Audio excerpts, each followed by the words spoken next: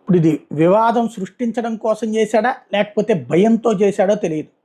ఎవరైతే ఆ మధ్యన కావాలని ఎన్నికలకు ముందు నుంచి రచ్చ ప్రారంభమైనటువంటిది వేధింపులు అన్నటువంటి కాన్సెప్టు ఏదైతే ప్రధానంగా మనకి కుస్తీ పోటీలు చేసేటటువంటి టీం ప్రారంభించినటువంటి హడావిడి హర్యానా ఆ ప్రాంతం నుంచి అది కావాలని నడిపిస్తున్నారు అన్నటువంటిది ఇటు భారతీయ జనతా పార్టీ వాళ్ళు ప్రొజెక్ట్ చేసుకుంటూ వచ్చారు. తాజాగా చూస్తే Bajrang Punia national anti doping agency టెస్ట్కి అతను నిరాకరించాడు.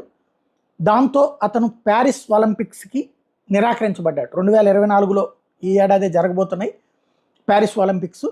దానికి యాజ్ పర్ ఎన్ఏడిఏ ఏదైతే నేషనల్ యాంటీ డోపింగ్ ఏజెన్సీ చెప్తున్నది ఏంటంటే బజరంగ్ని శాంపిల్స్ అడిగితే ఇవ్వడానికి ఒప్పుకోలేదు. మార్చి 10వ తారీఖున సోనిపాట్లో ట్రయల్స్కి సంబంధించి అడిగితే ఇవ్వలేదు.